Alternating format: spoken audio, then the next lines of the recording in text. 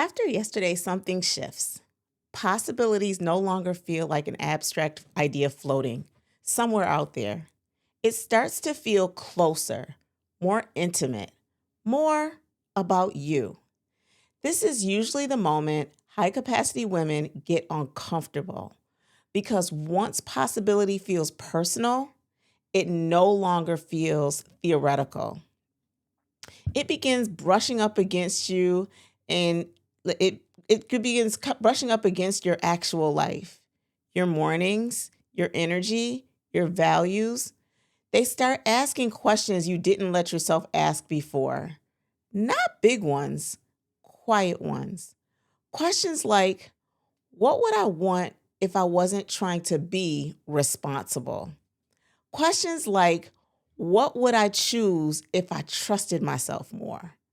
Or what would this look like if it didn't fit into my life instead of competing with it? And suddenly, possibility isn't exciting. It's tender. I remember the moment it happened for me. I wasn't dreaming big. I wasn't planning for a pivot.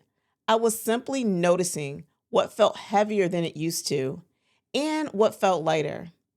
And that awareness changed how I moved. I stopped trying to make things impressive. I stopped forcing timelines. I stopped pretending I had the same capacity I did 10 years ago. And not because I was weaker, but because I was wiser. Possibilities didn't need me to be brave, it needed me to be honest. This is where many women sabotage themselves quietly. They feel possibility gets personal and immediately they shut down. And they tell themselves it's unrealistic, selfish, too late, too complicated.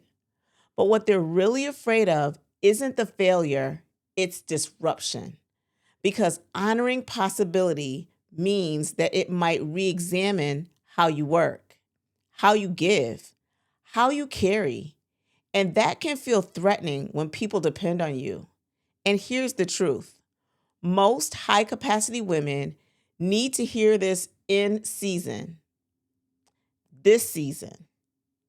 You're allowed to want a life that fits who you are right now, not who you were planning to be when you made decisions earlier, not who people expect you to be, not who you had to be to survive, who you are now.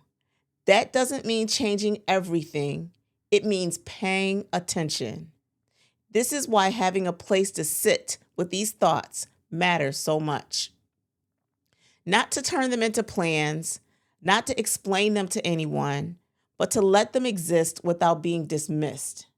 The Vanswai Recreation Station exists for that exact moment, a place where possibilities can become personal without pressure, where women don't have to justify what they're just noticing, where curiosity is allowed to breathe. And for some women, when possibility becomes personal, a private conversation helps them. Not to decide anything, but to hear yourself out loud without interruption.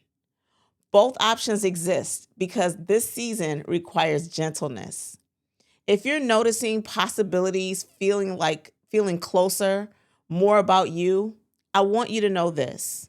That's not a disruption. That's not a disruption. That's discernment. You don't need to act on it today. You just need to stay connected to it. So tomorrow we'll talk about what happens when old definitions of success start to loosen and what that can feel like, both feeling freeing and unsettling at the same time. My name is LaTashia Martin, also known as Techie Tasha.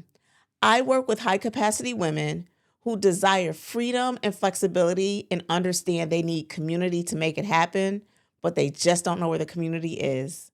I'll stay tuned till tomorrow, and until we meet again, God bless and have a great day.